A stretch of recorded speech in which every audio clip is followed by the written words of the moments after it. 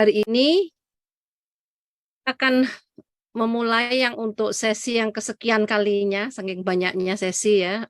Dan perkenalkan, saya Lestari Nurhayati, saat ini menjadi volunteer board editor di konde.co, tapi saya sehari-hari adalah associate professor di Institut Komunikasi dan Bisnis LSPR Jakarta. Nah, kita sudah melihat ada beberapa presenter yang sudah hadir. Nah, kita akan memberikan kesempatan yang pertama untuk Mbak Amelinda Pandu Kusumaning Tias dari Center for Digital Society, CFDS Universitas Gadjah Mada, dengan tema melacak disinformasi berbasis gender di ruang digital Indonesia. Silakan Mbak Amelinda untuk mempersiapkan materinya. Waktunya 15 menit ya Mbak Amelinda, nanti kalau lebih mungkin saya akan ingatkan. Silakan Mbak. Baik, terima kasih Ibu Lestari. Saya harap suara saya bisa terdengar dengan jelas dan baik ya Bapak Ibu, teman-teman. Sangat jelas. Baik, terima kasih. Selamat sore Ibu, Bapak, Mas, Mbak, kakak-kakak semua yang ada di sini. Sebelumnya saya mau izin share screen terlebih dahulu. Oke, baik. Sebagai perkenalan, mohon maaf, kenapa? Oke. Oh ya, baik. Sebagai perkenalan, saya ingin menyampaikan bahwa judul presentasi saya pada sore hari ini adalah melacak disinformasi berbasis gender di ruang digital Indonesia. Ini adalah salah satu kajian yang sudah coba saya kerjakan selama beberapa tahun terakhir, namun untuk presentasi kali ini mungkin saya akan melakukan overview singkat saja begitu, mengingat waktu presentasi saya hanya 15 menit. Bapak Ibu sekalian, perkenalkan nama saya Amelinda Pandu Kusumaning Tias. Saat ini saya bekerja sebagai peneliti di Center for Digital Society. Mungkin bagi Bapak dan rekan-rekan sekalian yang masih asing dengan CFDS, saya akan memberikan perkenalan singkat. Jadi CFDS ini adalah salah satu lembaga penelitian di bawah Fakultas Ilmu Sosial dan Ilmu Politik Universitas Gadjah Mada. Saya pribadi banyak mengerjakan isu-isu riset yang berkaitan dengan literasi digital seperti misinformasi dan disinformasi, kemudian social justice on the digital space, dan juga everyday feminism.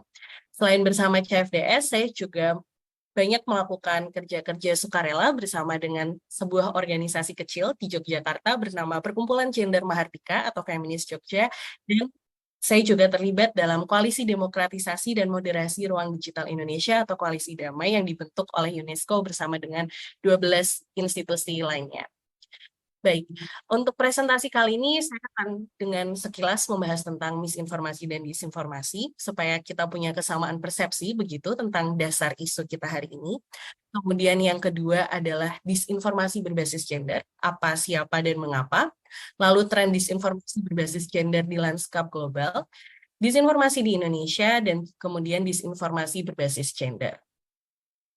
Baik, belakangan ini kita sering sekali mendengar tentang misinformasi dan disinformasi. Tapi mungkin banyak dari kita yang ada di sini masih suka bingung membedakan mana itu misinformasi dan mana itu disinformasi. Misinformasi adalah informasi keliru yang disebarkan secara tidak sengaja tanpa adanya intensi khusus untuk menciptakan dampak negatif terhadap pihak lain. Sedangkan itu, disinformasi adalah informasi yang sudah jelas-jelas keliru atau salah, kemudian dengan sengaja disebarkan untuk menjatuhkan orang lain atau menyerang komunitas tertentu. Jadi ada unsur kesengajaan yang ya. Slide-nya tidak berubah. Oh, aduh, mohon maaf. Sebentar, saya akan mungkin kalau begitu saya coba share. Kalau seperti ini apakah presentasi saya berubah? Ya, satu-satu berarti ya. Silakan. Ya, sepertinya tidak bisa kalau ini. Mohon maaf, terima kasih Ibu Lestari sudah menginfokan. Nah, dari sini kita sudah melihat distinction-nya begitu. Misinformasi tidak sengaja, disinformasi disengaja dengan tujuan untuk memberikan dampak negatif kepada target atau korban. Selanjutnya kita akan membahas tentang apa itu disinformasi berbasis gender. Secara sederhana, saya mencoba untuk memaknainya sebagai upaya penyebaran informasi keliru secara sengaja untuk menyerang perempuan dan individu yang merupakan bagian dari LGBTQIA+. Siapa targetnya? Umumnya menyerang tokoh-tokoh yang high profile begitu, misalnya politikus, aktivis, atau selebriti begitu. Tetapi ini juga tidak terbatas pada orang-orang penting ini saja begitu. Kita yang ada di sini juga punya potensi dan kerentanan yang sama untuk menjadi target atau korban dari disinformasi berbasis gender. Kenapa hal tersebut dilakukan? Tentu tujuannya adalah untuk menjatuhkan kredibilitas korban dalam partisipasinya di ruang politik ataupun dalam gerakan aktivisme. Tapi lagi-lagi di sini tidak terbatas pada unsur politik atau aktivisme saja begitu, tapi juga dalam kehidupan profesional. Jadi yang diserang selalu tentang identitas gender dan orientasi seksual korban, kemudian ditujukan untuk menjatuhkan nama dan juga kemampuan mereka untuk memiliki atau menjalankan satu peran. Kemudian bagaimana disinformasi berbasis gender itu bisa muncul? Tentu apa yang terjadi di ruang digital adalah refleksi dari apa yang selama ini terjadi di ruang nyata yang kita tinggali sehari-hari begitu. Misogyni, seksisme, kemudian kurangnya literasi digital berpadu menjadi satu dan itu menyebabkan munculnya fenomena ini, disinformasi berbasis gender di ruang digital. Ketika berbicara soal tren disinformasi berbasis gender, kita bisa mulai dengan melihat lebih dulu bagaimana yang sudah terjadi di luar Indonesia begitu. Misalnya ada Maria Ressa, jurnalis dan pendiri Rappler dari Filipina yang menjadi korban dari disinformasi berbasis gender, di mana karena perlawanannya terhadap rezim politik Filipina yang ada, dia menerima banyak sekali disinformasi dan hoax yang mengarahkan ke dia dengan tujuan untuk menjatuhkan kredibilitasnya sebagai jurnalis oposisi. Kemudian Kamala Harris ketika proses dia mencalonkan diri sebagai wakil presiden Amerika Serikat, kemudian bahkan sekarang pun untuk menjatuhkan kredibilitasnya di Kamala sebagai orang yang capable untuk mengemban tugas sebagai wakil presiden, isu yang dibawa selalu berkaitan dengan bagaimana dia punya riwayat selingkuh atau misalnya dia dituduh tidur dengan suami orang dan lain sebagainya begitu. Lalu Tsai Ing-wen, presiden Taiwan, karena ia tidak menikah, kemudian ia menjadi korban dari disinformasi yang berkaitan dengan statusnya ia yang tidak menikah, dan karena Tsai Ing-wen pro terhadap hak-hak LGBTQIA+ di negaranya, isu-isu yang muncul selalu berkaitan dengan ia tidak menikah dan juga banyak retorika anti-LGBT lainnya. Lalu lagi-lagi saya mau menekankan bahwa yang jadi korban tidak hanya orang-orang yang punya status atau punya popularitas begitu.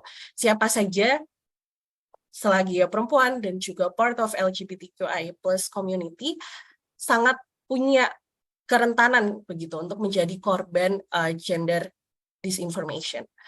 Misalnya sepanjang tahun 2022 dan 2023 ini kalau saya melihat di dunia internet, di Twitter dan lain sebagainya, kemarin sempat ada kasus yang cukup viral tentang Andrew Tate, seorang YouTuber yang populer di genre manosphere. Ia ditahan oleh Presiden Romania karena tuduhan menjadi pelaku perdagangan manusia begitu. Kemudian korbannya yang berani speak up dan kemudian berani melaporkan dia justru sekarang hidup dalam persembunyian karena pengikut-pengikut Andrew Tate melakukan kampanye hate speech yang sangat besar dan kemudian disinformasi yang sangat terstruktur sehingga menjatuhkan kredibilitas dari korban tersebut dalam menyampaikan laporannya. Kemudian juga kemarin terutama sepanjang Pride Month bulan lalu, bagaimana kita melihat munculnya retorika-retorika yang anti-LGBT dan terutama konspirasi terkait child grooming begitu yang digunakan untuk membungkam aktivis-aktivis pro hak-hak LGBT. Lalu juga kemarin tahun lalu ada persidangan yang sangat viral antara dua orang aktor Hollywood begitu terkait korban kekerasan berbasis gender atau kekerasan domestik. Korban justru menjadi objek meme dan material hiburan lainnya di ruang digital. Jadi setiap ada isu-isu yang viral yang melibatkan perempuan atau kelompok rentan lainnya, justru korban seringkali malah menjadi tokoh dari material-material lelucon di dunia digital. Lantas, bagaimana dengan situasi di Indonesia?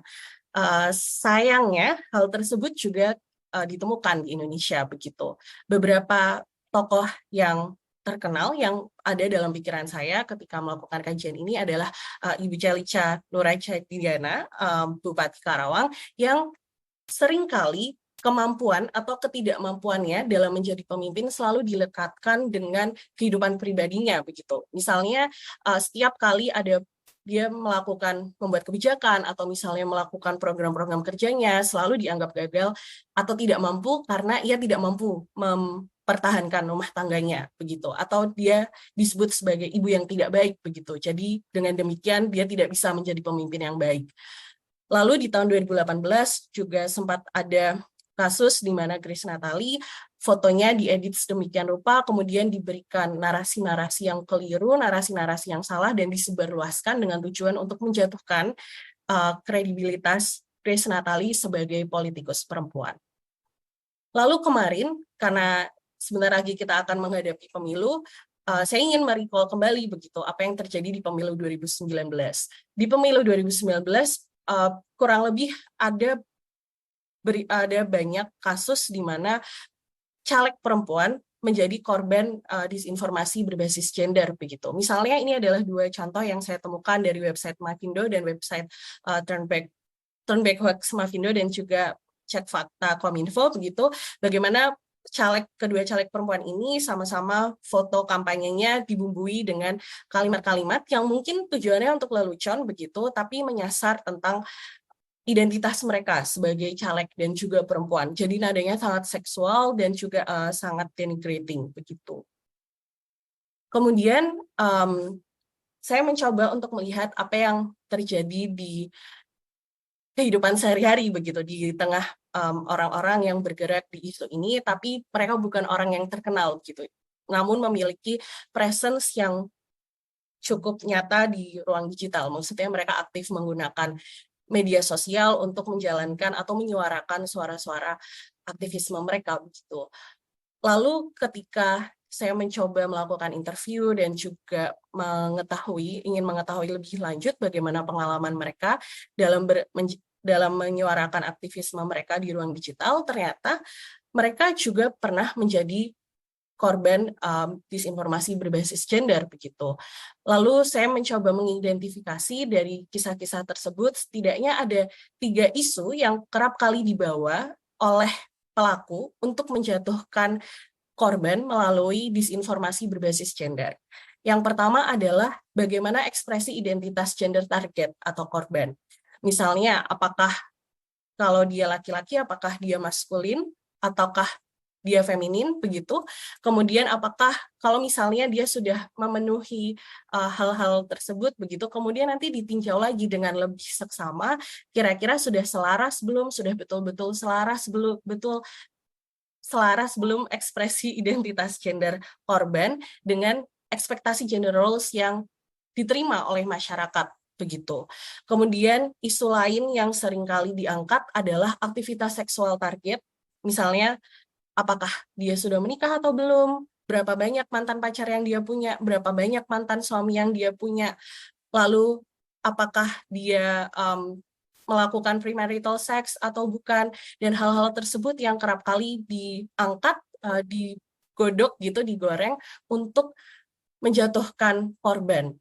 Kemudian selanjutnya adalah kemampuan target dalam menjalankan peran gendernya yang di-assign oleh society begitu. Misalnya kalau dia perempuan, apakah dia menjalankan tugasnya sebagai ibu, atau misalnya seperti saya begitu, misalnya 25 tahun kemudian belum menikah dan tidak punya anak, nanti itu akan digunakan sebagai amunisi untuk menjatuhkan saya bahwa dia bukan perempuan yang baik, seperti itu, dia bukan anak yang baik begitu. Dan hal-hal tersebut yang terus-menerus dibangun dan isu-isu terus yang dipakai begitu. Jadi kemampuan seseorang dalam berpolitik atau di dunia profesional selalu dilekatkan dengan ekspresi identitas gendernya dia, kemudian aktivitas seksualnya, dan juga kemampuannya dalam memenuhi ekspektasi atau menjalankan peran gender yang diberikan oleh society. Ini yang kemudian ingin saya tutup presentasi saya di sini adalah kita perlu mulai sama-sama mengakui bahwa disinformasi berbasis gender adalah kekerasan. Dalam menjalankan kajian saya lakukan ini, saya sering melihat bahwa ada kecenderungan orang menganggap bahwa disinformasi, apalagi ketika ditujukan kepada public figure, itu adalah konsekuensi yang harus diterima oleh public figure tersebut karena dia memutuskan untuk menjadi tokoh publik, begitu. Oke, baik, saya bisa setuju bila yang kita bicarakan di sini adalah pemberian kritik yang objektif.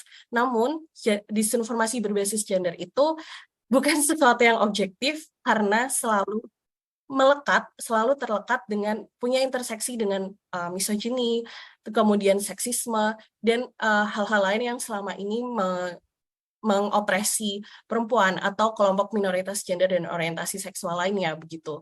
Jadi oleh karena itu perlu mulai dari sekarang kita untuk menyadari bahwa disinformasi berbasis gender adalah kekerasan, dan untuk itu juga kemudian measure atau langkah-langkah yang perlu dilakukan selanjutnya harus disesuaikan dengan itu begitu. Bagaimana cara kita untuk menumbuhkan resiliensi, kemudian juga melakukan ada langkah-langkah yang lebih spesifik dan lebih tepat untuk menangani kasus dan mengakomodasi kebutuhan korban disinformasi berbasis gender. Sekian, Ibu Lestari, presentasi saya. Saya harap saya tidak overtime, Ibu. Terima kasih banyak waktu dan kesempatan yang diberikan. Ya, thank you. Terima kasih Mbak Amelinda, persis kok sesuai dengan waktunya ya. Jadi kita nanti bisa diskusi juga lebih panjang. Dan sangat menarik ya tentang bagaimana kekerasan gender melalui disinformasi gender. Ini sangat luar biasa keren. Kita akan melanjutkan dulu. Sudah hadir di tengah kita ada Adik Risma Didis, Fajri Yunaidi, dan juga Lucy Kania dari Prodi Ilmu Komunikasi Universitas Bakri, Ilmu Hukum Universitas Terbuka, dan satu lagi juga dari Prodi Ilmu Komunikasi Universitas Bakri, yang akan membahas apakah matrilineal Minangkabau itu patriarki. Jadi dari sebuah studi data eksperimen di Twitter. Nah, untuk waktunya kami persilahkan diatur ya antara Mbak Ade, Mbak Desi, juga Mas Fajri. Ini 15 menit. Silahkan.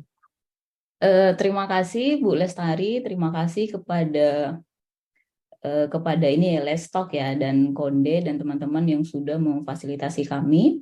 Saya hadir di sini bersama dua kolega saya, ada Mbak Desi Kania dan ada Mas Fajri Yunedi. Untuk pertama kali yang akan presentasi adalah Mbak Desi ya. Ya, makasih. Oke, selamat sore teman-teman sekalian. Terima kasih. Kita periksanya cepat-cepat aja nih soalnya 10 menit. Oke. Judul yang kami bawa hari ini adalah mengenai apakah matrilineal Minangkabau patriarki. Merupakan studi data eksperimen dari Twitter. Oke, kalau kita lihat dari background-nya, next-nya Mbak Adi. Ya. Yang namanya adat Minangkabau itu kita lihat lebih pada matrilineal, di mana sebenarnya perempuan itu kita bisa bilang sebagai raja atau ratunya. Akan tetapi beberapa tradisi seperti tanah warisan, mati tanah ulayat ini terdapat kejadian di mana itu merupakan hanya persepsi saja. Sebenarnya di situ peran laki-laki lebih tinggi daripada perempuan. Nah, dalam perkembangan Sumatera Barat juga, ya, di daerah Sumatera Barat, saat ini yang terjadi adalah banyak kejadian kekerasan seksual dan juga pertumbuhan ekonominya yang tidak signifikan dibanding daerah lainnya. Nah, kejadian seperti ini sebenarnya membuat para kaum muda di Minangkabau ya di daerah sana lebih memilih bersuara untuk memberikan public opinion mereka itu melalui media sosial, yaitu melalui Twitter, ya. Dan sebenarnya banyak juga yang dilakukan oleh daerah-daerah lain, ya, seperti yang kita pernah lihat ya fenomena, yaitu Lampung dan tempat lainnya gitu, di Bali juga. Oke, next. Nah, yang kami jadikan objek penelitian di sini adalah Twitternya jadi Jominang, ya, mengenai unpopular opinion. Ya. Sebenarnya akun ini adalah akun komunitas, dan memang di daerah itu akun komunitas itu lebih populer dan lebih diminati daripada akun kayak kita ya DKI Jakarta gitu misalnya. Karena di sini bisa para masyarakat di sini tuh bisa menyuarakan ya bersifat berpikir kritis dan menyuarakan juga opini mereka seperti pada kebijakan pemerintah ya seperti tol Trans Sumatera yang tidak kunjung selesai dan kalaupun dia itu karena terjadi banyak korupsi. Jadi di sini kita mau lihat bahwa signifikansinya bagaimana ya akun Jominang ini mengenai menyuarakan unpopular opinion, terutama mengenai keselarasan untuk kesetaraan gender di sini. Ya silakan Mbak Ade berikutnya.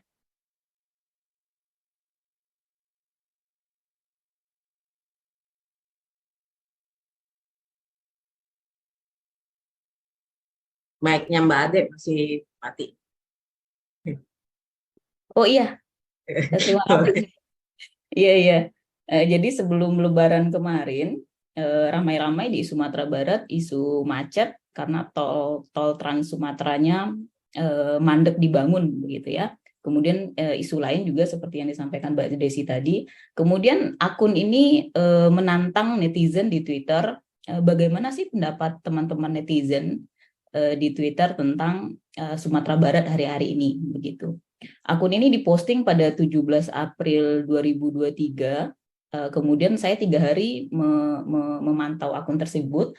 Kemudian kita menemukan kalau di data ini data bakunya tidak susah menghitung gitu ya. Kalau kita lihat dari dari akunnya, kita mencatat ada sekitar 400-an replay unpopular opinion terhadap akun ini. Kemudian ada sekitar 2000-an quote tweet yang juga bagian dari unpopular opinion terhadap Sumatera Barat begitu. Nah, kami melihat ini data menarik karena sekitar 3 hari, 4 hari, bahkan 5 hari diskusi tentang Sumatera Barat itu masih hangat di timeline-nya akun Jominang. Kemudian banyak isu sebenarnya yang diangkat di dalam unpopular opinion itu. Ada isu pembangunan, ada isu kekerasan seksual, ada isu LGBT begitu ya, ada isu narkoba, ada isu xenofobia, rasisme, kemudian konservatisme dalam beragama, dan salah satu yang tak kalah menariknya itu adalah isu patriarki. Jadi kami memilih isu patriarki, data-data yang kami ambil, kami kumpulkan secara purposif, kemudian kami analisis secara interpretasi menggunakan konsep relasi perempuan dan laki-laki, terutama di kebudayaan matrilineal di Sumatera Barat. Kami mencatat banyak responden itu adalah perempuan, laki-laki relatif berusia muda begitu ya, 20-40 tahun. Kemudian status mereka ada sebagai anak, sebagai menantu, sebagai pacar, teman, suami atau istri, adik. Mereka berlatar belakang dari suku Minang, setengah Minang gitu ya, blasteran, misalkan Minang Jawa, Minang Sunda, Minang Batak, misalkan begitu. Kemudian dari bersuku Jawa, Batak, Sunda, dan lainnya. Karena apa? Karena antar suku ini kan mereka berteman dengan Minang gitu ya. Jadi ada yang bekerja sama, ada yang berteman, ada yang satu sekolahan begitu. Kemudian unpopular opinion ini disampaikan dengan bahasa Indonesia, dengan bahasa Minang, dan bahasa Inggris. Ada 3 bahasa yang digunakan di situ.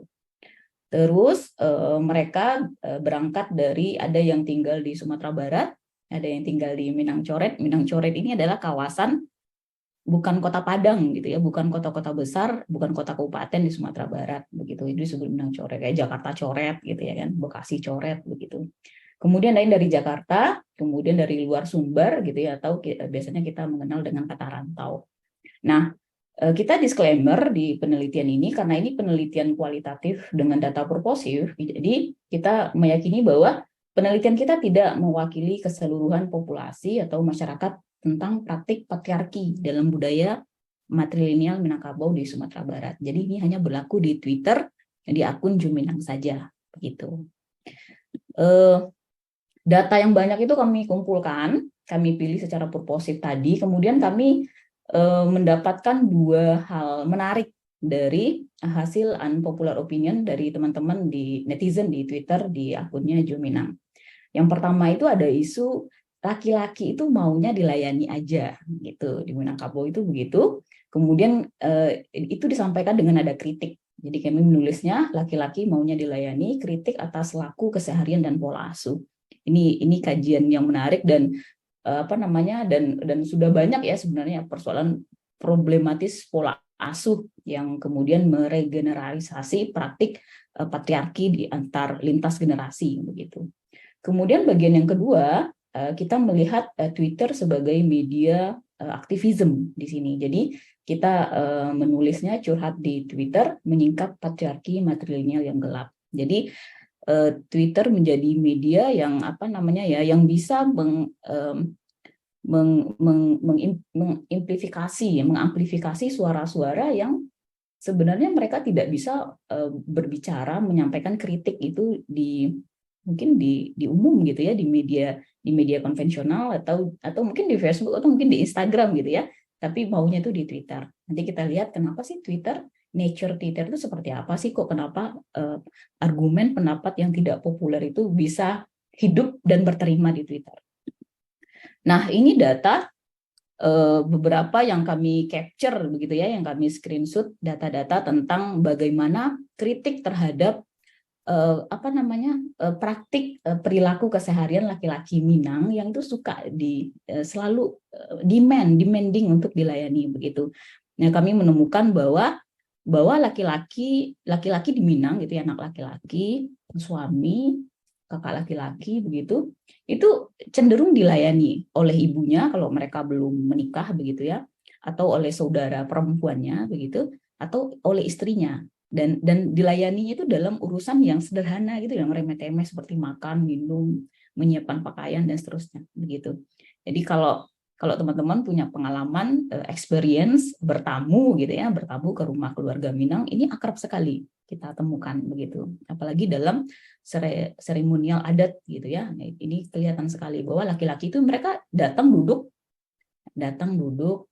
makan, minum, cuci tangan gitu ya, kemudian pergi. Semua itu akan dibereskan oleh perempuan begitu. Nah, ini banyak sekali data yang curhat tentang tentang demanding laki-laki yang suka dilayani ini begitu ya. Kemudian anak laki-laki di Minangkabau seakan tidak diperkenankan ikut serta beberes rumah. Jadi ada yang menjelaskan bahwa mereka tuh bahkan ada di sini ya.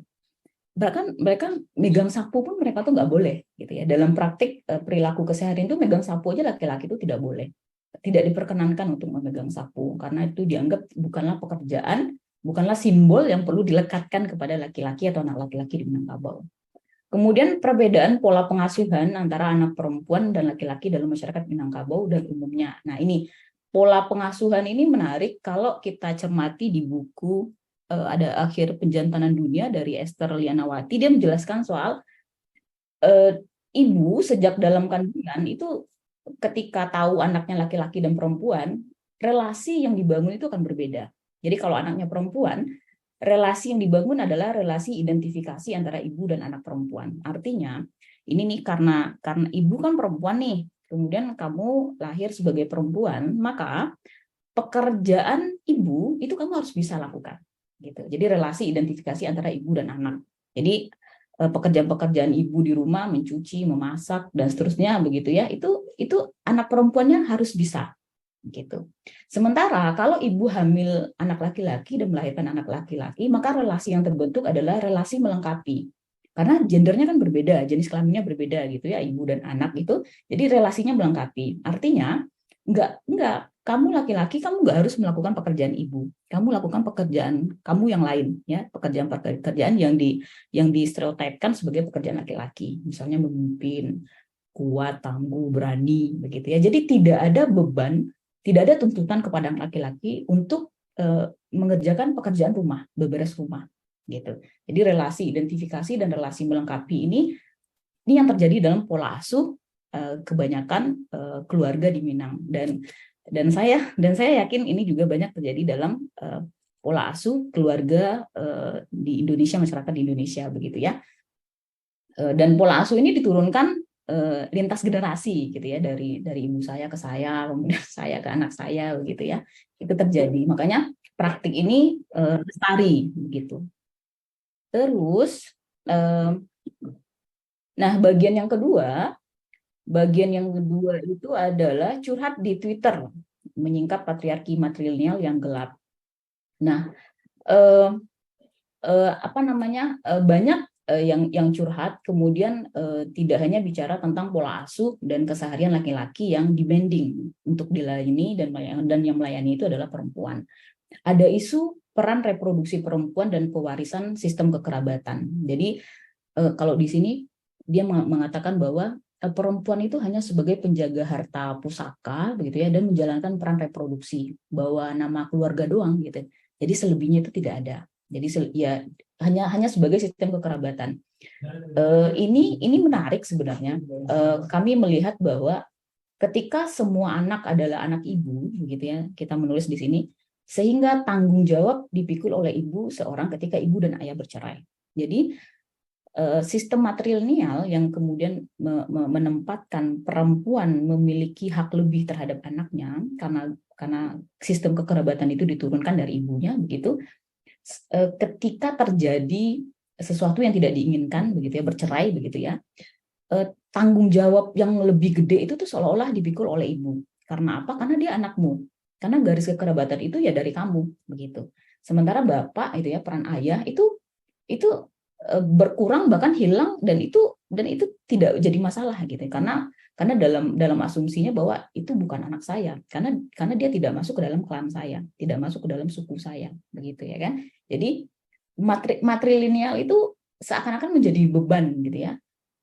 Meskipun di sisi lain memang sangat banyak gitu ya laki-laki atau bapak ayah yang bercerai dengan istrinya, kemudian tidak bertanggung jawab terhadap pendidikan, makanan, kesehatan anaknya lagi begitu. Semuanya itu dibebankan kepada ibunya. Kondisi ini semakin kita memikirkan bahwa kondisi ini semakin diperburuk dengan adanya sistem matrilineal, karena matrilineal kemudian semakin menjustifikasi, oh ya ini anakmu begitu. Jadi kamulah yang bertanggung jawab begitu. Belum lagi nanti masuk dalam narasi harta pusaka kan diwariskan kepada ibu. Kalian kan punya harta pusaka. Persoalan harta pusaka itu cukup tidak cukup, persoalan harta pusaka itu aksesibel, diakses oleh keluarga perempuan atau tidak, itu soal lain begitu. Kemudian di sini juga dijelaskan bahwa peran datu dan mama gitu ya. Datu dan mama itu notabene laki-laki begitu ya di dalam Minangkabau, dalam kultur Minangkabau, mereka cenderung otoritatif. Di dalam riset tentang tanah ulayat gitu ya di Kabupaten Damasraya itu menjelaskan bahwa datuk dan mama itu mereka cenderung manipulatif ketika berurusan dengan tanah ulayat. Ketika berurusan dengan adat mereka cenderung manipulatif. Jadi ada banyak kasus di Sumatera Barat ketika datuk dan mama menjual harta pusaka, hasil penjualan itu tuh dipakai untuk kepentingan sendiri atau kepentingan keluarganya sendiri gitu. Saya belum punya bukti, kita belum punya bukti ya kenapa tol Trans Sumatera itu yang di Padang, yang di Sumatera Barat itu mandek. Salah satunya kan persoalan lahan gitu ya, pembebasan lahan. Nah, isu pembebasan lahan ini kan luas ya, karena dia berkaitan dengan tanah ulayat dan berkaitan dengan datuk dan mama begitu. Jangan-jangan gitu ya, asumsinya jangan-jangan mandeknya pembangunan tol Trans Sumatera itu memang otoritatif Datuk dan Mamak yang susah bernegosiasi gitu ya, atau yang terlalu dominan misalnya begitu. Jadi efeknya jadi panjang gitu sebenarnya. Kemudian yang kami temukan data di Twitter, kita kemudian sampai kepada statement bahwa matrilineal tapi tidak matriarkat. Dengan matrilineal itu tidak ujung-ujung kemudian dia matriarkat gitu. Matriarkat dia lebih bahwa kuasa itu ada di tangan perempuan, mengatur, dikontrol, mengontrol gitu ya, terutama mengontrol gitu, itu ada di tangan perempuan. Di dalam sistem matrilineal belum tentu itu terjadi begitu. Kemudian praktik inequality, ketidakadilan juga terjadi di situ, terutama berkaitan dengan isu-isu tanah ulayat dan ekonomi. Kemudian di bagian kedua di dalam curhat di Twitter ini, kami melihat ada afirmasi, ada validasi begitu ya dari netizen bahwa benar. Ini di Amelia, aku orang Minang asli, baca QRT sama reply nggak ada rasa mau ngebantah dan ngedebat sama sekali karena nyaris 90% itu benar gitu. Kemudian kalau Laura dia menjelaskan sebenarnya keadaan yang dijelasin di komen ini tuh benar semua. Setiap orang validasinya beda-beda dan bukan di Minang aja gitu. Abangku suka ngebantuin ibu masak, nyapu dan lain-lain. Jadi tergantung didikan orang tua masing-masing begitu dia menjelaskan. Jadi memang ini hanya beberapa yang kami sampaikan di sini. Validasi tentang matrilineal yang patriarkal itu terjadi di netizen. Unpopular opinion itu muncul dalam netizen begitu. Kemudian kenapa ini terjadi di Twitter gitu ya? Kenapa isu ini menariknya di Twitter gitu? Kenapa tidak muncul di TikTok atau di Instagram? Kami melihat nature dari Twitter sendiri gitu ya. Twitter itu dia cenderung fine dengan perbedaan pendapat bahkan kontroversial, trending topik yang selalu menjadi rujukan banyak media gitu ya. Dengan berbasis teks, Twitter cenderung menyuguhkan diskusi dan percakapan, bukan hiburan seperti Instagram dan TikTok yang berbasis foto dan video. Jadi media sosial yang berbasis teks itu berpotensi untuk membangun diskursus, berpotensi untuk membuka ruang-ruang diskusi, ruang-ruang percakapan yang bisa saja membebaskan gitu ya, membangun kesadaran baru. Kalau dalam kasus kami ini adalah tentang praktik patriarki di dalam masyarakat Minangkabau. Kemudian yang terakhir, ini sebagai penutup dari kami mencatat bahwa komentar netizen, unpopular opinion dari netizen ini adalah penuh dengan stigma dan stereotipikal, gitu ya. Makanya kami declare di atas tadi bahwa penelitian ini sebenarnya tidak mewakili keseluruhan populasi masyarakat Minangkabau, gitu ya, tapi hanya sebatas di akun Juminang saja, begitu. Karena memang sangat stereotip, Minang pelit gitu ya, Minang suka kawin gitu ya, Minang patriarkis gitu, macam-macam, banyak sekali narasi-narasi yang kayaknya kita orang yang sumbu pendek gitu itu kan wah ngamuk gitu ya, dan Juminang sendiri banyak mendapat perlawanan di situ gitu ya, tapi itulah yang terjadi di medsos begitu. Kemudian kami juga menjelaskan bahwa riset ini tujuannya lebih memahami relasi perempuan laki-laki di Minangkabau yang mungkin tidak kita temukan di media-media mainstream, yang tidak kita temukan di diskursus seminar-seminar, webinar gitu ya. Nah, ketemunya itu di ruang-ruang seperti ini di Twitter. Kemudian ini juga menjadi refleksi diri, terutama bagi orang Minang. Dan kalau kita mau fair gitu ya, patriarki kan sebenarnya tidak hanya di masyarakat Minangkabau gitu ya, di Jawa, di Sunda gitu ya, di Batak, di Makassar dan seterusnya akan ada begitu, di Papua juga. Tapi di penelitian kami menekankan pada kritik atas laku dan pola asuh, bagaimana laku keseharian begitu, kemudian pola pengasuhan yang problematis sebenarnya, dan ini mesti dipikirkan ulang. Ini kita mau bagaimana? Kita akan meneruskan generasi yang seperti ini atau seperti apa begitu. Kemudian kritik atas potensi kesewenangan datuk dan mamak. Jadi posisi sebagai datuk dan mamak di Minangkabau itu rentan untuk korup power gitu ya, bertindak kesewenang-wenangan gitu. Meskipun sistemnya matrilineal, tapi potensi untuk korup terhadap terhadap kuasa mengontrol klannya itu akan tetap ada. Dan hasil penelitian kami meng-highlight bagian 2 ini begitu. Mbak Desi ada yang ingin disampaikan? Siap, oke. Mas Fajri nggak ada ya? Dia mau cabut katanya nih. Ya, Oke, baik. iya. Terima Terima kasih Bu. Kembalikan. Ya, terima kasih Mbak Ade dan juga Mbak Desi dan juga Mas Fajri yang hari ini sudah hadir ya, sekaligus mempresentasikan apa yang sangat menarik ini ya. Ini tadi waktunya lewat tapi saya biarkan karena saya jadi tertarik juga gitu ya, dan tampaknya dua pemateri lainnya belum kelihatan, maka kita akan buka untuk sesi tanya jawab ya. Pertanyaan boleh diajukan pada pemateri pertama, yaitu Mbak Amelinda Pandu Kusumaning Tias, dan pertanyaan berikutnya juga silakan diajukan ke timnya Mbak Ade, Mbak Desi, dan juga Mas Fajri. Silahkan kalau ada yang hendak menanggapi, berkomentar. Ini saya baca di komen nih, Mbak Esti menyampaikan tesis saya bertema kekerasan berbasis gender, saya rasa ya maksudnya, dan materi yang disajikan yang di Mbak Amelinda tadi itu seolah-olah menjadi update ya studi dari Mbak Esti. Ini menarik sekali. Nah, kalau saya mau berkomentar sedikit, Mbak Amelinda, ini kebetulan saya dekat dengan Mbak Novi Kurniawati di Japelidi, dan beberapa kali saya hadir di acaranya Center for Digital Society. Ini memang keren ya, banyak sekali yang bisa ditelaah ya, didiskusikan. Nah, cuman persoalannya ini kan berarti kalau tadi Mbak Amelinda menyampaikan perlunya pemahaman lebih lanjut, balik lagi berarti literasi digitalnya yang perlu ya, karena kalau kita berbicara membahas istilah disinformasi, misinformasi, malinformasi aja banyak masyarakat kita yang nggak paham kan, tidak bisa membedakan. Apalagi kalau kemudian ini ada kaitannya dengan disinformasi gender.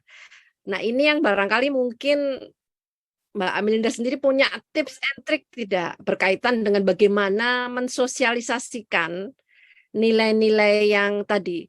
Ini kita harus menyadari melawan disinformasi berbasis gender. Nah, kalau ada lain yang pertanyaan silakan ya. Saya masih menunggu juga pertanyaan-pertanyaan yang mungkin hadir dari teman-teman. Silahkan raise hand atau ketik di chat ya, silahkan. Gimana Mbak Amelinda komentarnya? Iya, iya Ibu. Terima kasih sudah sering ikut dan hadir kalau diundang CFDS. Kami juga banyak mengacu pada teman-teman di Konde untuk riset-riset, apalagi yang berkaitan dengan moderasi konten dan ke kelompok marginal begitu Ibu. Untuk terkait isu disinformasi berbasis gender, saya setuju sekali bahwa ini adalah isu yang butuh berpikir keras untuk bagaimana mensosialisasikannya dan meningkatkan awareness-nya ke publik begitu. Karena seperti yang tadi Bu Lestari sudah sampaikan, misinformasi, disinformasi, malinformasi yang sudah lebih banyak kita dengar aja, orang-orang suka bingung gitu, apalagi kalau yang seperti spesifik ini begitu. Sejauh ini kalau misalnya saya boleh berbagi Bu, di CFDS kami rutin melakukan pelatihan ke berbagai target demografi, jadi beragam usia, kemudian beragam kelompok latar belakang pendidikan dan sosial ekonomi begitu. Kemudian kami tentu dengan seperti ini biasanya ketika langsung dibawa isunya yang terlalu spesifik itu kan biasanya akan susah untuk dipahami begitu ya, apalagi ketika misalnya hal tersebut dirasa tidak langsung berdampak pada diri target pelatihan tersebut begitu. Tapi sebisa mungkin sejak 2 tahun terakhir ini setiap kali kami melakukan pelatihan tentang literasi digital, biasanya kami selalu menyisipkan tentang isu yang berkaitan soal cyberbullying dan kekerasan berbasis gender begitu. Misalnya online hate speech atau misalnya pembagian penyebaran konten intim dengan tidak konsensual seperti itu, yang setidaknya dalam sudut pandang kami dari pelatihan-pelatihan dan FGD sebelumnya yang kami lakukan, ini sepertinya dua irisan dari disinformasi berbasis gender yang orang bisa lebih paham gitu, orang bisa lebih terima begitu. Tapi dalam kacamata dalam lingkup yang lebih luas, isu soal gender disinformation itu memang sepertinya baru sedang dalam proses untuk dibahas lebih lanjut begitu ya. Ketika kita misalnya mencari dalam proses melakukan kajian itu, saya juga mengalami kesulitan-kesulitan dalam menemukan literasi yang sudah secara spesifik membahas soal gender disinformation, khususnya di Global South, atau sekarang orang lebih suka menyebutnya sebagai global majority begitu. Jadi mungkin ini yang perlu kita lakukan juga untuk ketika kita berbicara tentang disinformasi, mungkin perlu nih untuk diperbanyak lagi kajian-kajian membahas tentang gender disinformation supaya materi literasinya ada dan kemudian nanti bisa diturunkan dalam aktivitas-aktivitas yang lebih tangible, kurang lebih begitu, Bu Lestari. Iya, terima kasih Mbak Emily. Nanti kita diskusikan lebih lanjut ya. Ada beberapa poin yang saya ingin diskusikan, tapi saya juga ingin diskusi dengan Mbak Ade dan Mbak Desi ya. Terutama ini, saya itu baru menyadari istilah ninik mama itu ketika saya belajar di jurnal perempuan gitu.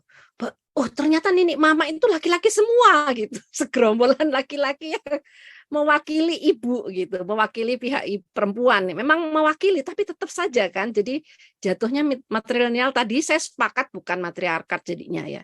Dan yang menarik ini barangkali ya, penelitian yang dilakukan oleh timnya Mbak Desi, Mbak Ade dan juga Mas Fajri ini menjawab yang kemarin tuh sempat ada diskusi ya di sesi yang lain, yaitu tentang apakah betul media sosial itu bisa menjadi public sphere atau ruang publik versi Habermas ya, yang bisa menampung ide-ide gagasan kemasyarakatan, gagasan yang sifatnya demokratif. Nah, hari ini terjawab ya. Bagaimanapun juga ternyata Twitter masih bisa menjadi sarana untuk ruang publik diskusi. Tapi pertanyaan saya nih untuk Mbak Ade dan Mbak Desi. Waktu diteliti itu sudah dihitung tidak berapa persen yang bot, berapa persen yang organik, berapa persen yang menggunakan akun palsu, berapa persen yang real bisa kita oke, ini adalah manusia gitu, bukan robot, bukan bot ataupun bukan fake account gitu. Itu ada data nggak sebetulnya dari situ? Silakan. Terima kasih Bu Lestari. Iya, kami di paper menjelaskan bahwa yang ikut ambil bagian gitu ya, yang menjawab unpopular opinion soal Minangkabau di sini itu kami menyebutnya ada akun real dan beberapa saya kenal orangnya gitu ya, kemudian akun anonim. Akun anonim ini bisa dalam bentuk akun komunitas, kemudian akun fans Korea begitu ya.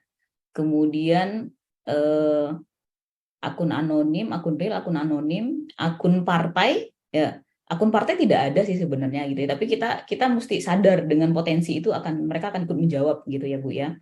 Akun partai, akun pemerintah juga, kemudian untuk validasi akun, kita memang satu, kita tidak fokus di situ gitu ya Bu ya. Kita tidak fokus di situ. Yang kedua, kita juga akan panjang sekali waktu untuk memvalidasi itu, menanyakan satu-satu gitu ya, mendirect message mereka satu-satu. Yang ketiga, kita fokus kepada diskursus yang terbentuk. Kita fokus bagaimana narasi itu disampaikan, bagaimana opini yang membuat mereka berada pedang itu ya, pedang ditunjuk, berada lehernya itu dikelilingi oleh ratusan pedang begitu ya. Bagaimana sih mereka menyampaikan opini itu begitu?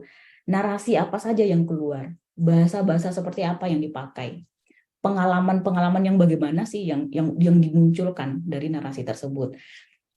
Di dalam paper kami menjelaskan bahwa akun Jominang menanyai pendapat netizen gitu ya, unpopular opinion bukanlah akun satu-satunya, karena ada banyak akun yang juga suka menampilkan tantangan seperti ini, baik akun anonim maupun akun real begitu.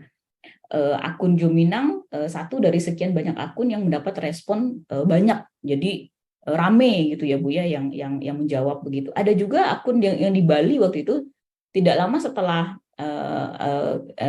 akun ini memposting seperti ini, kemudian akun Bali juga muncul. Nah, itu beberapa narasi soal Bali itu juga muncul. Bali yang tidak ramah kepada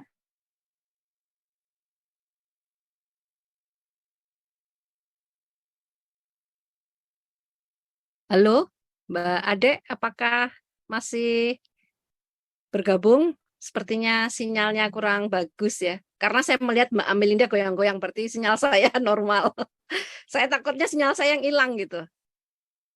Oke, mungkin Mbak Ade sedang sedikit ada masalah. Mbak Desi mungkin bisa melanjutkan?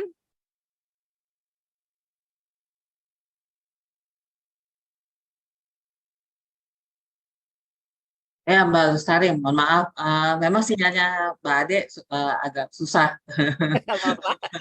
Iya, silakan. Ada yang mau ditambahkan? Ya, memang untuk akun itu bisa dibilang untuk kita selusurinya agak berat ya, Mbak ya. Cuman kita fokus ke opininya ya. Sampai ketika kita memberikan opini, kita mungkin pakai akun yang lain, tapi opininya itu opininya real. Contohnya gini, Mbak Lestari, misalnya saya ada komen mengenai Properties 3 atau mengenai Dikti ya, saya nggak mungkin pakai akun asli saya, risikannya bisa dicorek. Pasti nggak mungkin. Bisa BKD saya di skakmat nanti ya, serdosnya gitu. Gitu. Cuman tapi opininya itu yang real gitu. Jadi kita mau cek apa keyword-keyword apa yang keluar di situ dan masalah-masalah apa, karena menarik juga ya, maksudnya bagaimana hal seperti yang dilakukan di Lampung itu kan begitu ya, dia protes mengenai jalanan, tiba-tiba Pak Jokowi datang ke Lampung misalnya. Terus yang kemarin komunitas tuh saya lihat kuat sekali ya perannya di sini, terutama di daerah. Kemarin itu juga komunitas pecinta hewan ya, pejantan shelter, saya juga lagi penelitian mengenai itu juga. Banyak kejadian yang di daerah-daerah itu. Nah, yang menanggapi itu malah komunitas ini ya, daerah setempat. Jadi pas saya lihat juga akunnya untuk Pemdanya setempat dan lain-lain itu hampir mati sebenarnya. Cuman mereka tetap follow gitu ya. Dan yang kuat tuh menggiring opininya dari situ gitu loh. Ya kuat di daerah memang berbeda. Ya, terima kasih Mbak Desi dan Mbak Ade. Memang ya agak sulit secara teknis, tapi pengalaman saya kemarin itu waktu melakukan penelitian yang serupa tentang anak muda dan disinformasi itu, caranya justru kalau mau ngecek akun Twitter itu bodong atau enggak itu anak-anak muda. Jadi saya minta mahasiswa untuk recheck. Dan mereka cepat sekali mengetahui ini, oh ini bot, ini Bu, ini orangnya benar tapi mungkin dia pakai second account, itu bisa melacak. Jadi mungkin karena anak muda itu sense-nya tinggi ya terhadap penggunaan akun. Tapi ini menarik ya, sangat menarik, dan saya rasa betul juga kita narasi menjadi penting, wacana menjadi penting untuk didiskusikan. Nah, ini ada pertanyaan dari Mbak Lufiana, sudah mengangkat tangan. Silakan Mbak Lufiana. Makasih Mbak Nuri, maaf ini apa namanya laptopnya panas jadi ganti handphone. Aku ada 2 pertanyaan. Pertama untuk Mbak Desi, Mbak Ade dan kawan-kawan ya. Sebenarnya kenapa tiba-tiba tertarik? Tadi kan tertarik untuk meneliti ini. Tadi kan sudah disebutkan bahwa karena rame gitu ya. Nah, tapi apa sih imbasnya gitu ketika memilih ini? Kenapa tidak yang lain gitu? Kenapa memilih ini? Apakah melihat bahwa ini imbasnya akan besar gitu atau seperti apa gitu? Saya sangat tertarik soalnya dan pengen tahu gitu ya.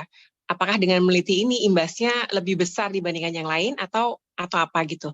Terus yang kedua buat Mbak Amelinda itu aku pengen tahu dalam konteks sekarang rekomendasi apa sih yang bisa dilakukan gitu dari penelitian ini ya? Ini kan media kan berdosa besar ya, menggiring gitulah ya, menggiring opini gitu ya. Nah, rekomendasi apa yang bisa dilakukan gitu? Misalnya Aji kan baru saja mengeluarkan panduan pemilu gitu. Apakah cukup sampai di sana ataukah seperti apa? Gitu aja sih Mbak Nuri, terima kasih Mbak. Ya, siap. Terima kasih Mbak Lufi. Nah, kita tampung pertanyaannya, ada Kak Kris Purba yang mungkin juga bisa menjawab ya, memberikan pertanyaan, nanti setelah itu pertanyaan dijawab oleh para panelis. Silakan Kak Kris. Ya, terima kasih Ibu Moderator. Kedengaran ya? Siap, terdengar jelas. Ya, saya mohon maaf tadi kurang stabil jaringannya, jadi saya tidak bisa membuka tampilan wajah ya. Ya, saya tertarik dengan yang dibilang sama Ibu Moderator. Jadi kan kalau pakai Habermas ini Kak Kris, maaf putus-putus. Kak Kris. Operasi deliberatif ya. Nah, kajian dari Mbak. Kak Kris, mohon maaf suaranya terputus-putus. Yang Tidak clear. Ini tentang Minang di Twitter ini kan sebenarnya sudah membangun sebuah opini publik. Kak Kris, mohon maaf suaranya tidak clear, jadi teman-teman tidak bisa mendengarkan pertanyaan.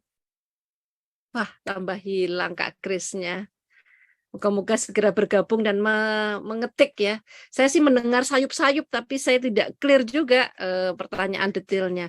Tapi mungkin silakan dijawab terlebih dahulu untuk Mbak Adek dan Mbak Desi serta Mas Fajri pertanyaan Mbak Lufi, lalu kemudian Mbak Amelinda juga menjawab pertanyaan Mbak Lufi. Silakan. Iya, terima kasih Mbak Lufiana ya, terima kasih atas pertanyaannya.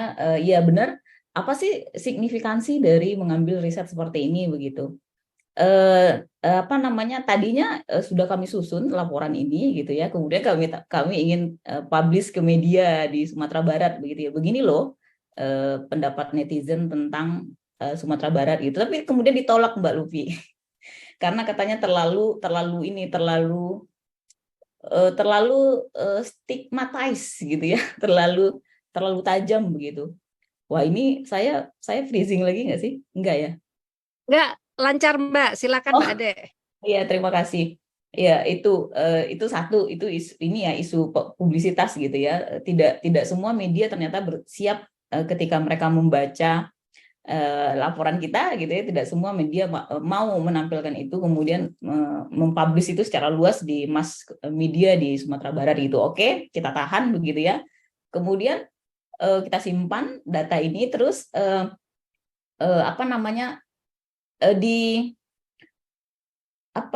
problem Sumatera Barat itu punya banyak problem gitu Mbak Lufiana. 2021 LBH Padang itu mendeklarasikan bahwa Sumatera Barat itu darurat kekerasan seksual gitu ya, darurat kekerasan seksual, ada datanya begitu ya, LBH Padang. Kemudian ekonomi tidak tumbuh dengan baik gitu ya,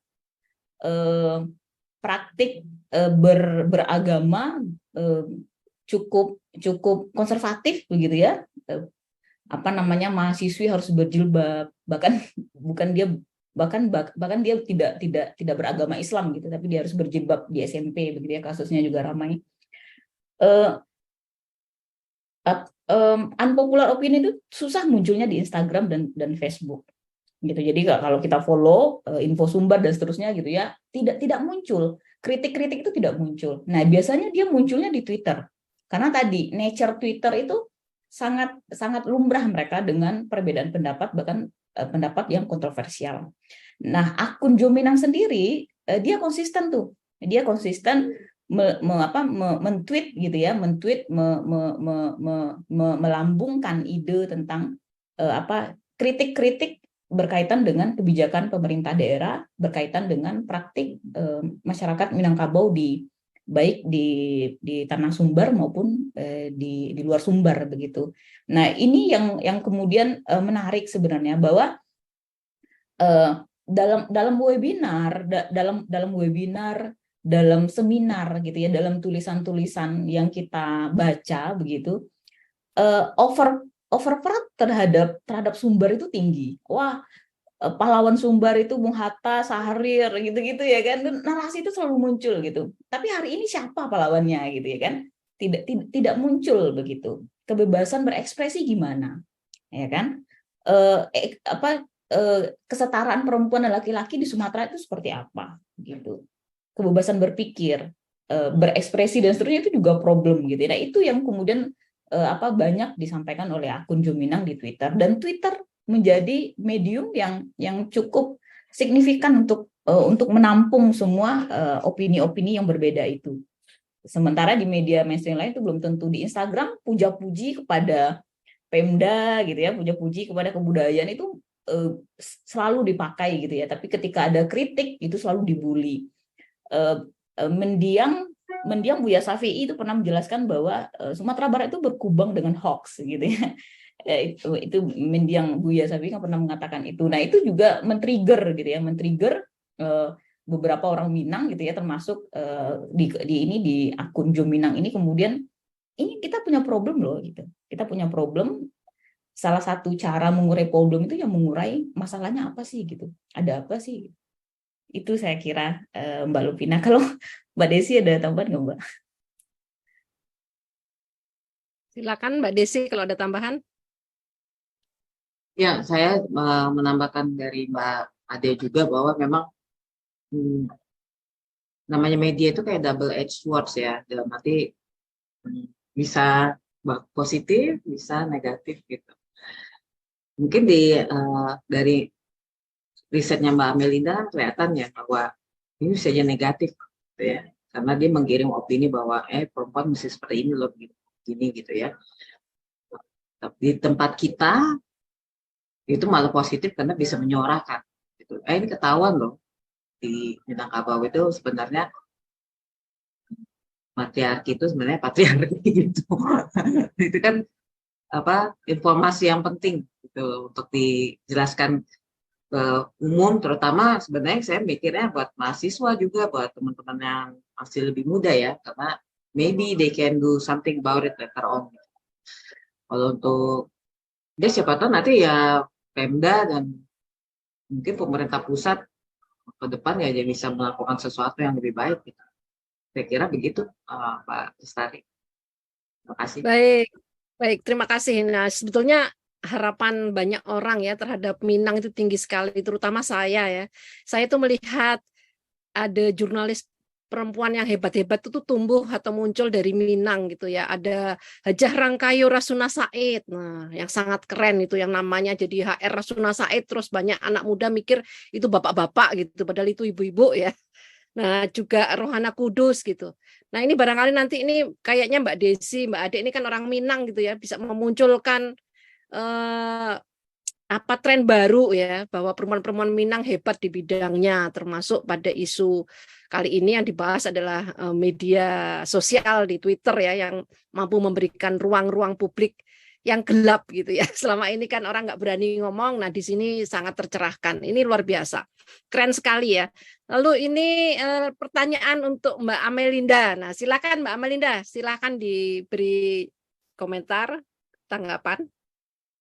Ya, Ibu Lestari, kalau dari apa yang misalnya sudah dilakukan CFDS atau misalnya organisasi-organisasi lain yang bergerak di isu terkait digital rights, kemudian juga misinformasi dan disinformasi, tentu mengupayakan peningkatan literasi digital di user atau di pengguna di masyarakat umum adalah hal yang perlu dilakukan juga begitu.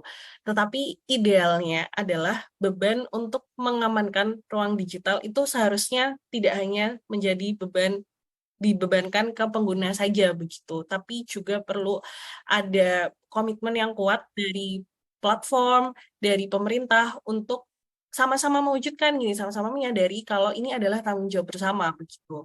Mungkin yang perlu dilakukan saya tahu ini juga sepertinya terlalu ngawang-ngawang gitu, tapi mungkin sudah saatnya kita perlu melihat ruang digital atau misalnya teknologi digital sebagai public goods begitu. Jadi yang kemudian kita pikirkan adalah bagaimana mendapatkan profit sebesar-besarnya dari teknologi digital ini atau dari adanya ruang digital ini, tapi bagaimana supaya adanya perkembangan teknologi ini kemudian bisa dimanfaatkan untuk kebaikan dan untuk kehidupan manusia gitu, for the public gitu. Jadi kemudian nanti prioritasnya akan bergeser gitu kan, kayak kebijakan yang dibangun, lalu juga pendekatan yang dilakukan begitu. Idealnya seperti itu, tapi saya menyadari bahwa yang baru saja saya sampaikan ini sedikit utopis begitu ya. Jadi mungkin yang perlu kita lakukan, yang bagaimana nih meresponnya sekarang, yang sudah dilakukan oleh misalnya teman-teman AJI, lalu juga ada Perludem, dan kemudian ada koalisi pemilu juga, lalu misalnya koalisi damai yang saya terlibat di dalamnya adalah membentuk bagaimana supaya ada people power gitu yang bisa turut serta gitu dalam pertama melakukan fungsi untuk meningkatkan literasi digital dan juga mengadvokasi dan mendorong memberikan push ke platform dan juga ke pemerintah untuk ini loh, ini ada isu ini di platform, ini ada isu yang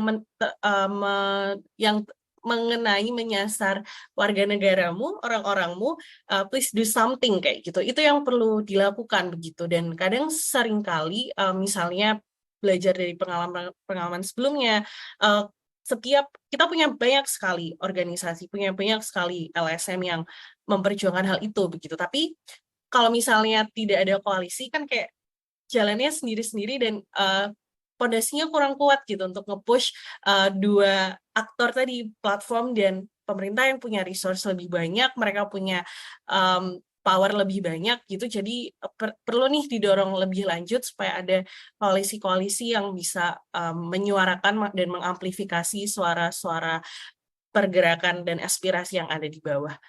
Saya rasa begitu, Bu Lestari, semoga menjawab pertanyaan dari Kak Lufiana. Makasih. Ya, menarik sekali. Ya, menarik sekali ini Mbak Amelinda, dan dari pertanyaan Mbak Lufiana tadi menimbulkan tadi ya, saya tadi sempat mau nanya tapi nanti dulu deh. Nah, sekarang saya tanya ini.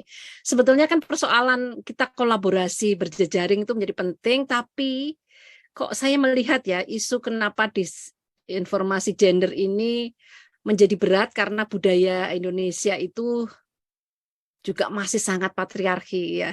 Terutama kalau kita ketemu langsung nih ya, nggak pakai media ini, ketemu langsung pasti yang ditanya usianya berapa, agamanya apa, sudah menikah atau belum. Ini kan belum apa-apa sudah disinformasi gitu.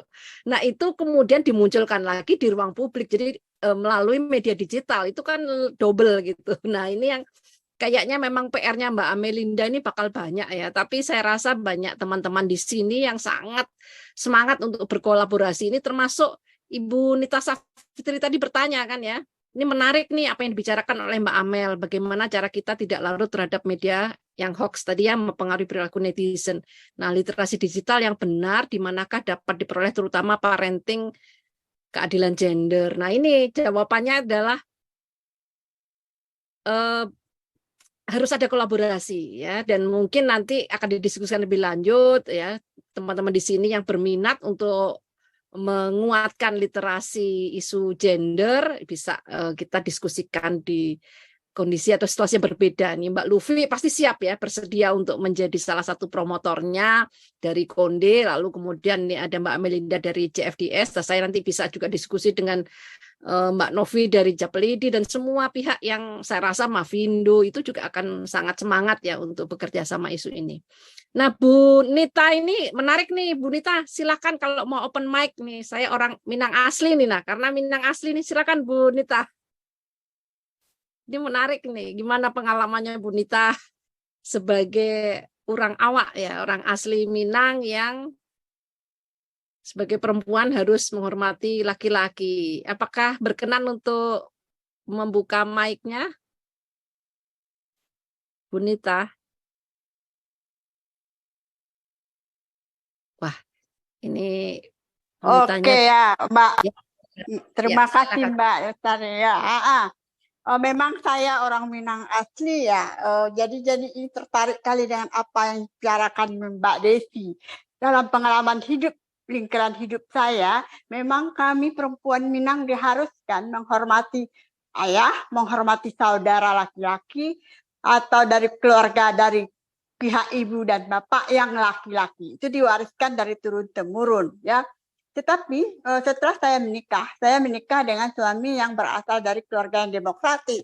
Jadi tidak ada hal pekerjaan domestik itu yang tidak bisa dipegang, semuanya bisa. Dan kami juga mendidik anak kami untuk bisa melakukan pekerjaan domestik kalau misalnya pembantu tidak ada. Jadi ini bergantung menurut saya ya, tergantung kepada parenting, proses sosialisasi dari keluarga ya.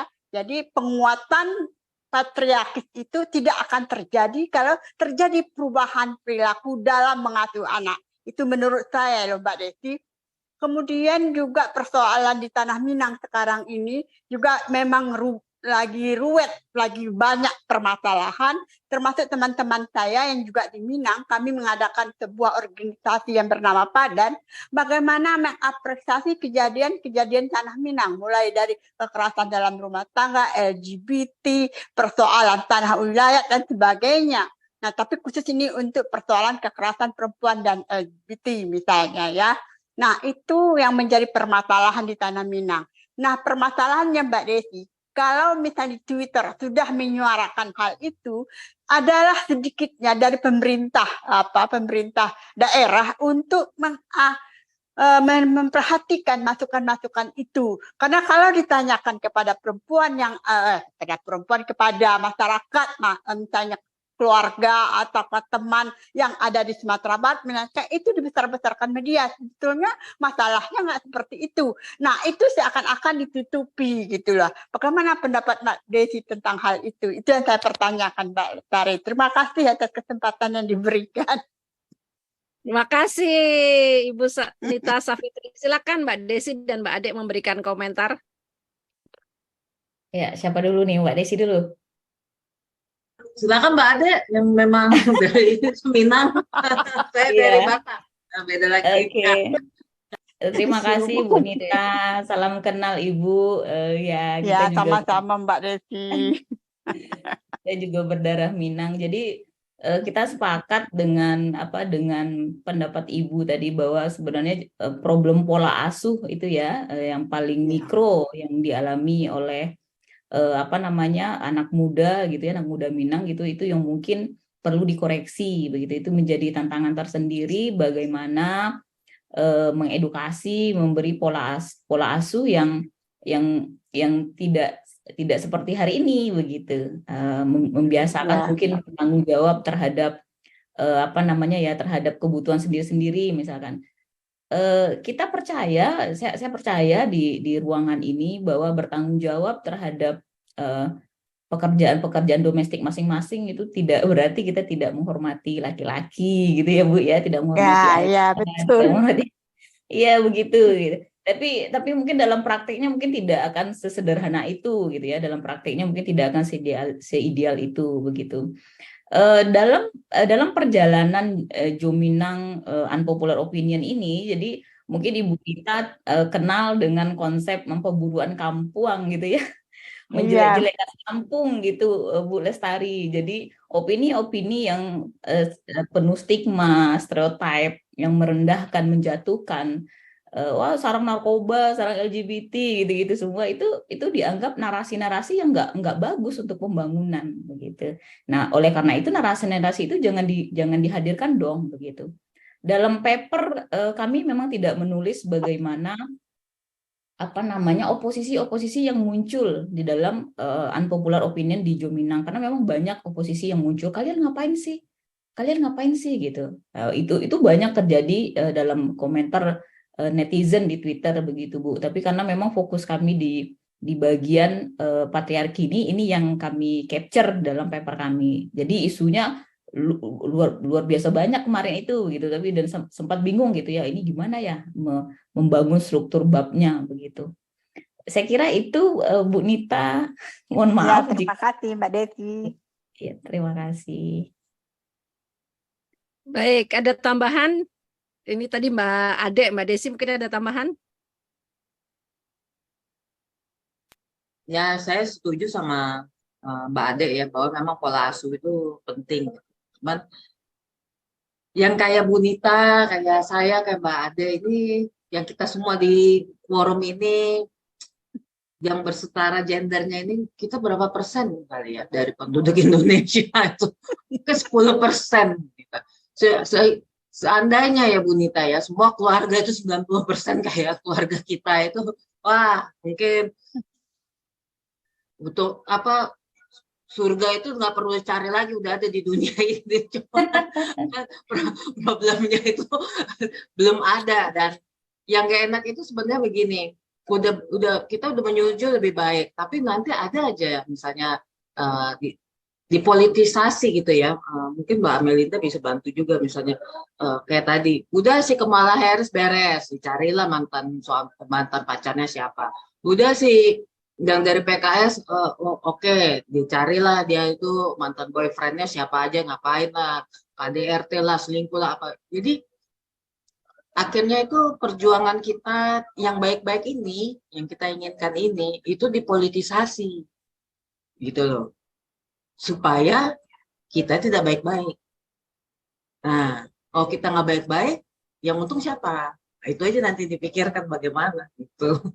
Ya, terima kasih. Silakan, Ya. Sari. Nah, betul kan kita ya. Iya, ya. Terima kasih nih kepada Bu Nita yang sudah memantik sedikit juga ya tentang pengalaman. Nah, juga pada Mbak Desi dan juga Mbak Ade yang sudah memberikan komentar tanggapannya. Nah, apakah ada yang hendak didiskusikan lainnya?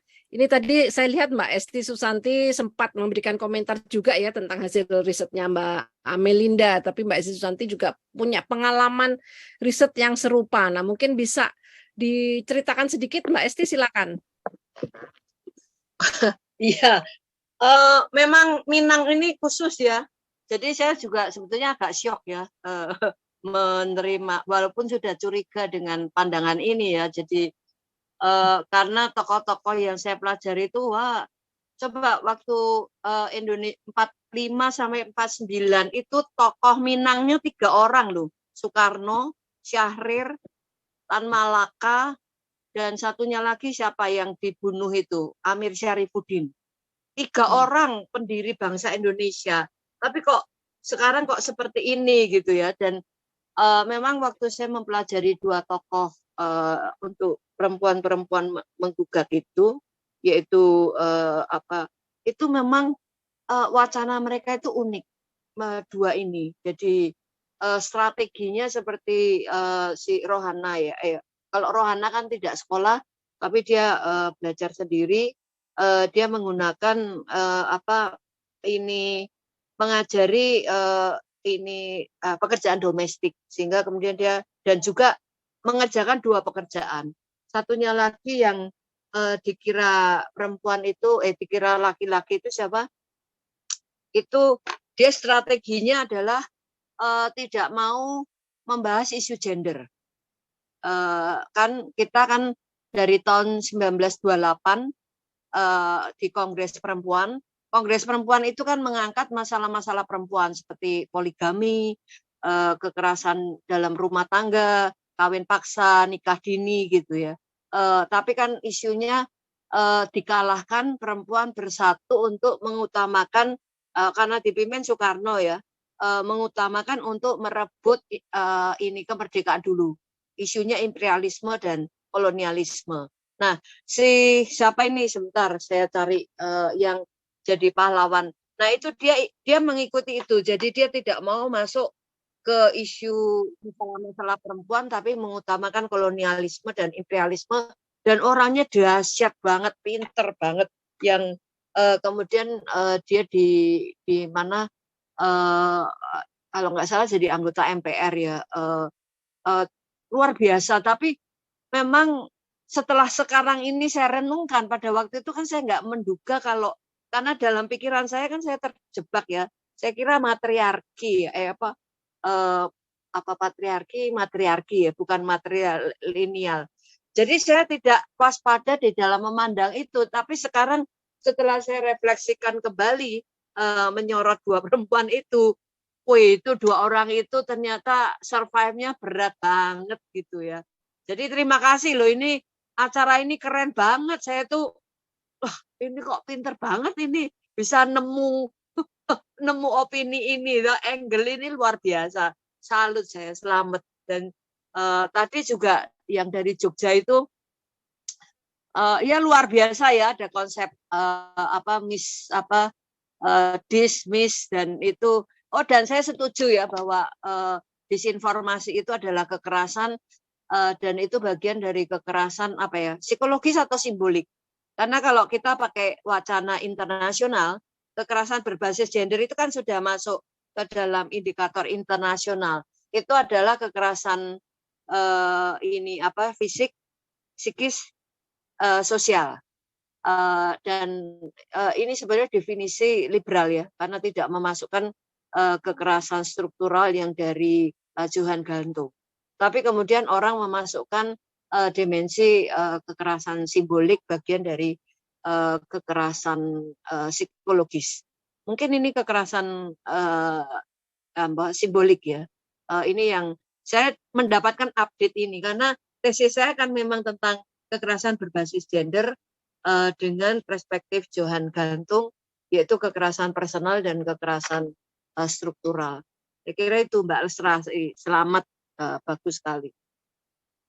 Baik, terima kasih Mbak Esti. Mbak Esti ini kan senior kita ya dalam isu feminisme yang luar biasa. Saya belajar banyak juga dari Mbak Esti ya. Nah, teman-teman, apakah masih ada yang hendak didiskusikan? Kita masih punya ada waktu 8 menit sebelum diakhiri, disemprit nanti sama Mas Farid biasanya sudah kalau sudah selesai waktunya. Silakan, apakah ada yang hendak didiskusikan lagi? Iya, terima kasih Bu Esti atas apresiasinya terhadap paper kita. Salam kenal dari kita di Ilkom Universitas Bakri, begitu.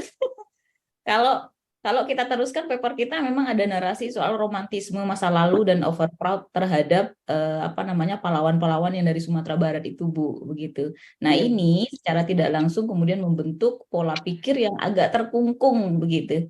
Ya, agak terkungkung, kemudian agak susah menerima perbedaan, kemudian kemerdekaan berpendapat itu juga jadi terbatas begitu. Kalau kita rujuk lagi kepada perjuangan Hatta dan teman-temannya gitu, itu kayaknya mundur gitu ya, Minangkabau Sumatera Barat itu mundur gitu. Makanya kemudian sampai Buya Syafi'i itu kan agak bete dia gitu ya kan, agak bete beliau terhadap kultur berpikir begitu ya di Sumatera Barat. Terima kasih Bu Esti sudah mention soal kepahlawanan dari Sumatera Barat begitu. Mungkin chapter berikutnya data-data ini juga akan kami olah lagi, tidak hanya dalam bidang patriarki begitu ya Bu ya, tapi mungkin soal kolonialisme, dekolonialisme berpikir mungkin itu juga akan bisa kita bahas di dalam temuan kita dengan unpopular opinion dari akun Jominang ini. Begitu. Terima kasih Ibu. Baik, terima kasih Mbak Ade. Nah, teman-teman, apakah masih ada yang hendak memberikan komentar, saran, tanggapan sebelum kita akhiri dengan foto bersama dan saya akan kembalikan ke Mas Farid selaku host. Boleh kita buka untuk foto bersama? Mbak Esti ini saya sering dulu lihat profilnya dan baca waktu saya masih di Surabaya. Saya dulu arek Surabaya, Mbak, arek UNER. Oh iya. UNER. Hidup saya nggak mudah, Mbak.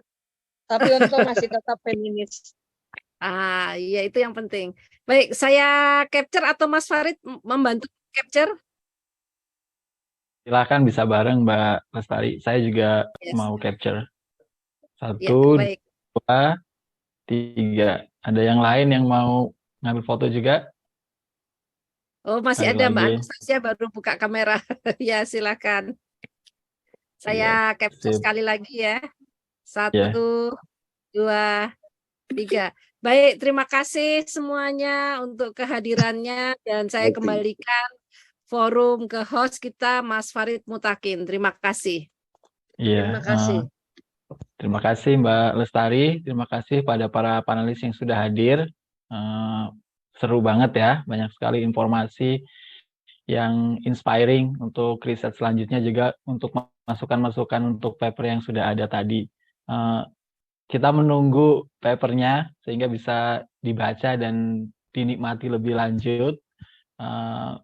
Semoga saya akan dapat itu gitu ya, dan akan dimasukkan ke proceeding, dan semoga juga akan jadi proyek buku yang bisa diterbitkan. Sekali lagi terima kasih. Kita punya waktu 1 jam untuk beristirahat sampai nanti ada 2 sesi panel terakhir jam 19. Jadi untuk sementara kita istirahat dulu, makan malam. Yang mau mandi silahkan, sampai akhirnya nanti kita ketemu lagi jam 7 ya. Sekali lagi terima kasih. Terima kasih semuanya. Terima kasih Pak Terima Terima kasih. kasih. Terima kasih semuanya. Sehat selalu.